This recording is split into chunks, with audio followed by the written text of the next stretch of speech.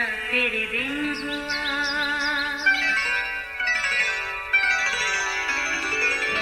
नया फिर दिन हुआ, पुरानी रात का करे सो शुक्र हम खुदा की जात का, खुदा की जात का नया फिर दिन हुआ। आज की आयत। आए खुदावन, कोई तेरी मानद नहीं और तेरे सिवा जिसे हमने अपने कानों से सुना है और कोई खुदा नहीं। पहली तवारीख 17वां बाब 20वीं आयत। अजीज़ो, गुलामी से आज़ादी हासिल करना इंतहाई मुश्किल है, जिसके लिए बहुत कुर्बानी भी दी जाती है। इंसानी तारीख गुलामी से आज़ाद होने वाले ममालिक के दिल दहला देने वाले वाक़यात से भरी पड़ी है। खुद हमारा वतन पाकिस्तान भी कई सालों तक गुलामी में रहा। फिर जब आज़ादी की जदोजहद शुरू हुई तो आज़ादी के दिन तक हमारे आबाओ अजदाद इंतहाई कठिन मराहल से गुजरते रहे। आखिर अज़ियतनाक रास्तों से गुजरते हुए कई जानों का नजराना देते 14 अगस्त 1947 को हम आज़ाद हुए। इसकी खुशी में हम यौम आज़ादी का जश्न भी हर साल मनाते हैं, मगर आज तक अपने उन मोहसिनों को याद करते और उन्हें खराज तहसीन पेश करते हैं जिनकी बदौलत आज भी हम आज़ाद फ़ज़ाओं और ताज़ा हवाओं में सांस लेते और अपनी मर्ज़ी से ज़िंदगी जीते हैं। अज़ीज़ों, कलाम मुक़द्दस में 430 बरस तक ज़ालिम और सफ़ाक फ़िरौन बादशाह की ग़ुलामी में रहने वाली कौम बनी इसराइल का जिक्र आता है। पहले तो उनकी ग़ुलामी में कोई दुश्वारी थी नहीं, मगर अगर कहा जाए कि ये मज़े में थे तो गलत भी ना होगा, क्योंकि बनी इसराइल के लिए ग़ुलामी के दिनों का आगाज़ उस वक्त हुआ जब फ़िरौन ख़ानदान का ऐसा बादशाह मुल्क मिस्र का बादशाह बना जो यूसुफ को नहीं जानता था। उधर खुदावन के फजल से इसराइली कौम भी बढ़ने लगी तो मिस्र का बादशाह फ़िरौन घबरा गया कि कहीं ये हमारे मुल्क पर कब्जा ना कर लें। उसने हुक्म जारी किया कि इब्रानियों से काम लेने की रफ्तार को भी बढ़ा दिया जाए, जिससे इब्रानी शदीद दबाव का शिकार हो गए और दिन रात कुड़ने लगे। बिलाखिर अपने खुदा के हुजूर गिड़गिड़ाने और फरियाद करने लगे। असीज़ो, मेहरबान खुदा की जिसकी निगाह पहले ही उन पर थी, अपने लोगों की तरफ रजू किया और उन्हें फ़िरौन बादशाह की गुलामी से आज़ादी का इरादा किया। अपने प्लान के मुताबिक खुदा ने मूसा का इंतखाब किया और उसके भाई हारून को उसका मददगार बनाया। जब ये दोनों खुदा के हुक्म पर मिस्र के बादशाह फ़िरौन से कहने के लिए गए कि वो इब्रानियों को अपने खुदा की इबादत और कुर्बानी चढ़ाने के लिए 3 दिन की मुसाफत से बियाबान तक जाने दें, ज़ाहिरी बात, कौन अपने गुलामों को आसानी से आज़ादी दे सकता है। और फिर ऐसा ही हुआ। फ़िरौन ने मूसा को इनकार किया। तब खुदा के अजायब मिस्र पर ज़ाहिर होने शुरू हुए।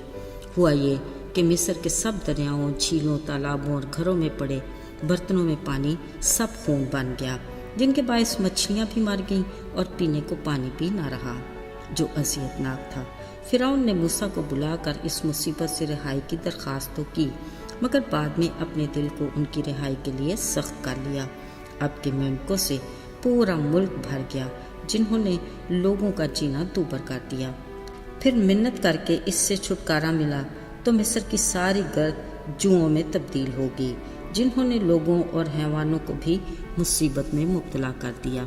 अजीज़ों, फिर जैसे ही आफत टल जाती तो फ़िरौन का दिल पहले से भी ज़्यादा सख्त हो जाता, मगर खुदा की खुदाई भी अरूज पर थी।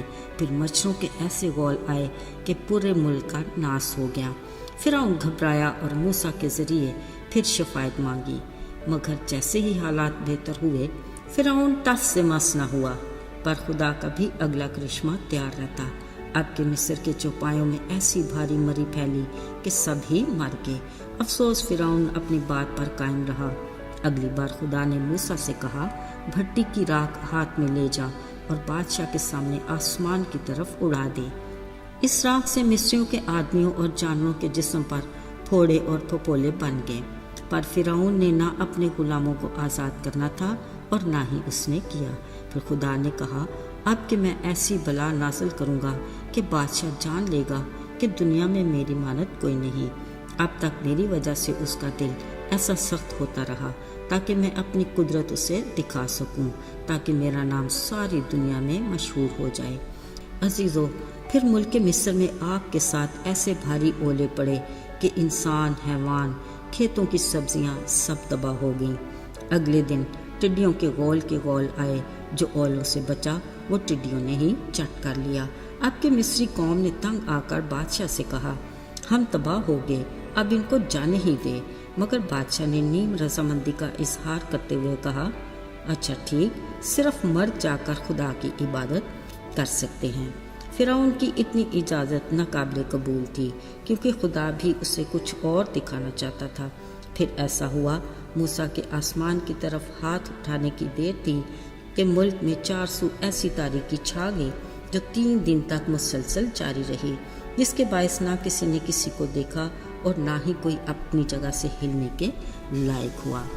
عزیزو، اس آفت کے بعد ظالم فرعون کا دل کچھ نرم ہوا، سو موسیٰ کو بلا کر کہا، ٹھیک ہے، تم سب کو لے جاؤ، مگر مال مویشی ادھر ہی رہیں، کیونکہ وہ عبرانیوں کو کسی طور پر بھی مکمل آزادی نہیں دینا چاہتا تھا۔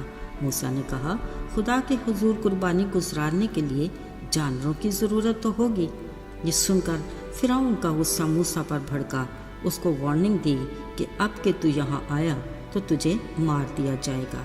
عزیزو، فرعون نے تو اپنا فیصلہ سنا دیا، مگر خدا کا ارادہ کچھ اور تھا۔